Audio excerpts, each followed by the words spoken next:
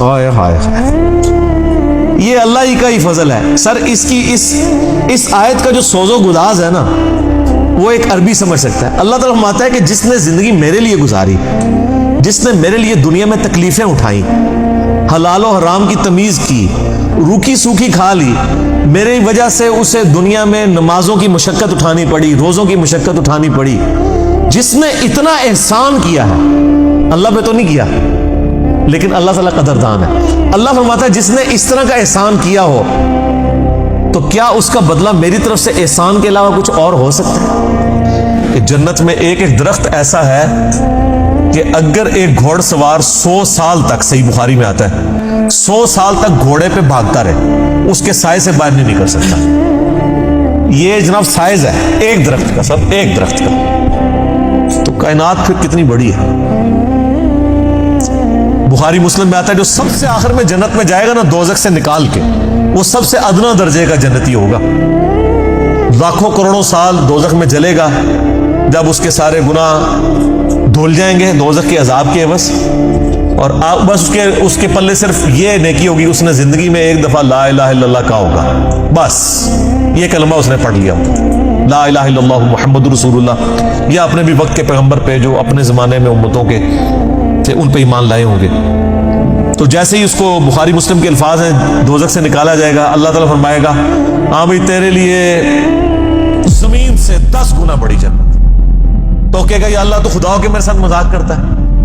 تو بخاری مسلم کے الفاظ ہیں کہ اللہ تعالیٰ اپنی شان کے لائق مسکرائے گا اس کی بات کے اوپر، اللہ فرمائے گا مذاق نہیں کر رہا، حقیقت بات ہے کہ جو یہ روئے ارض ہے، یہ جو میریکل پلانٹ ارتھ ہے، اس سے 10 گنا بڑی جنت ہے اس شخص کے لیے جو سب سے آخری درجے کا جنتی ہے۔ اور سر جو شروع میں چلے جائیں گے ان کی جنتوں کا کون اندازہ لگا سکتا ہے؟ بخاری مسلم کے الفاظ ہیں کہ جنت میں ایک درجے والا اپنے سے اوپر والے درجے کو یوں دیکھے گا جیسے تم ستارے دیکھتے ہو، اور وہ فرق ایک نیکی کا ہوگا، ایک نیکی کا، اور یہ درجوں کا فرق۔ یہ تو سر آپ ہمیں جب سائنٹسٹ بتا رہے ہیں نا گلیکسیز کی تعداد، اور بتا رہے ہیں جی 2.5 ارب گلیکسیز ہیں، اور ہر گلیکسی میں 300 ارب سے زیادہ سورج اور اس کے ساتھ زمینیں ہیں، تو یہ اللہ نے پورا انتظام کیا ہوا سر۔ اس وقت بھی جتنی کائنات ڈسکور ہو چکی ہے نا، اگر یہی جنتیوں میں بانٹ دی جائے نا تو یہ بھی اس سے بڑی ہے۔ اللہ نے تو کیا کچھ پیدا کر دیا، اسی لیے قرآن حکیم میں آتا ہے نا کہ تمہارے رب کے لشکروں کو کوئی نہیں جانتا اس کے سوا، ہم تو یعنی مخلوقات کا احاطہ کر ہی نہیں سکتے جو کچھ اللہ نے پیدا فرما دیا۔ تو اللہ تعالیٰ ہمارا ہے کہ ٹہنیوں والے درخت ہوں گے ان جنتوں کے، فَبِأَيِّ آلَاءِ رَبِّكُمَا تُكَذِّبَانِ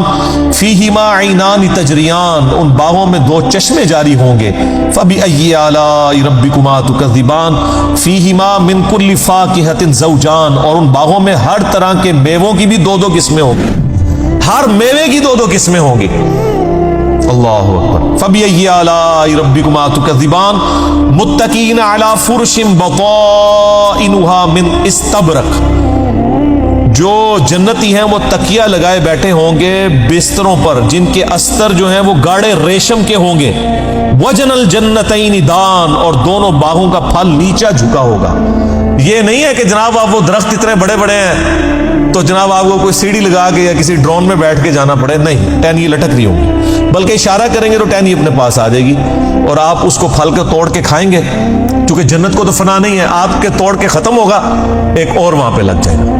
جنت میں کوئی چیز ختم نہیں ہونی سر، جتنا مرضی کھاؤ پیو، ختم کوئی چیز نہیں ہونی، جو آپ کھائیں گے نا آپ، اچھا، اور آپ کو بھی تکلیف سے آزاد کر دیا،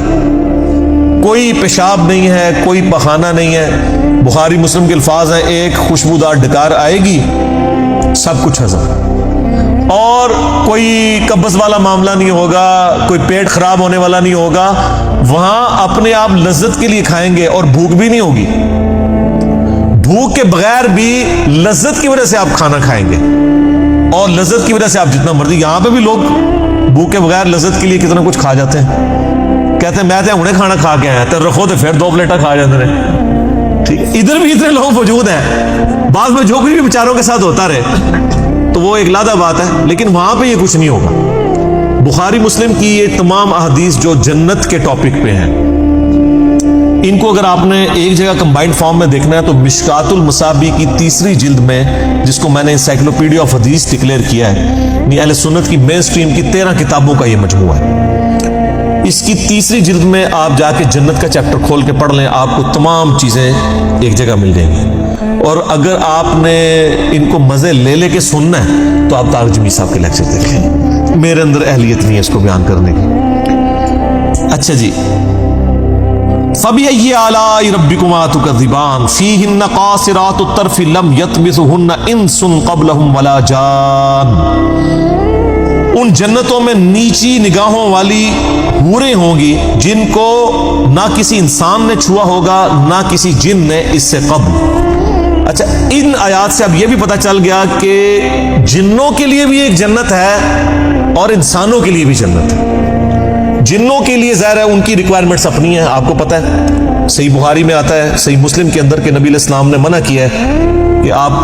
گوبر یا ہڈی کے ساتھ استنجا نہ کریں، کیونکہ جنوں کی خوراک ہے اس کے اندر۔ ہماری خوراک تو گوبر یا ہڈی کے اندر نہیں اللہ نے رکھی ہوئی ہے۔ تو جنوں کی آرائش کا، ان کی جو خواہشات کا سامان الگ سے ہے، ان کی جنت الگ ہے، انسانوں کی جنت الگ ہے، لیکن ان کے لیے اپنی جنیاں ہوں گی، تواڈے سے تواڈیاں جنیاں ہوں گی، ٹھیک ہے، وہاں لیکن جنیاں نہیں ہوں گی، وہاں پہ بڑی شریف قسم کی بیویاں ہوں گی۔ ٹھیک، فَبِأَيِّ آلَاءِ رَبِّكُمَا تُكَذِّبَانِ كَأَنَّهُنَّ الْيَاقُوتُ وَالْمَرْجَانُ، اور یہ جنتی عورتیں ایسی ہوں گی گویا یاقوت اور مرجان ہے۔ وہ تو صحیح بخاری میں آتا ہے کہ وہ یعنی ایسی ٹرانسپیرنٹ حوریں ہوں گی کہ ان کی جو پنڈلیاں ہیں، پنڈلیوں کے پیچھے ہڈیوں میں جو گودا ہے نا، وہ بھی ٹرانسپیرنٹ نظر آ رہا ہوگا۔ یہاں پہ تو خیر ان چیزوں میں شاید کوئی اتنی اٹریکشن نہ ہوگی، کوئی شیشے کی کوئی حور بن کے سامنے آ جائے، وہاں کی ریکوائرمنٹس ڈیفرنٹ ہیں، وہاں کے لیے وہاں جا کے پتہ چلے گا۔ فَبِأَيِّ آلَاءِ رَبِّكُمَا تُكَذِّبَانِ هَلْ جَزَاءُ الْإِحْسَانِ إِلَّا الْإِحْسَانُ، احسان کا بدلہ بجز احسان کے کیا کچھ اور بھی ہو سکتا ہے؟ ہائے ہائے،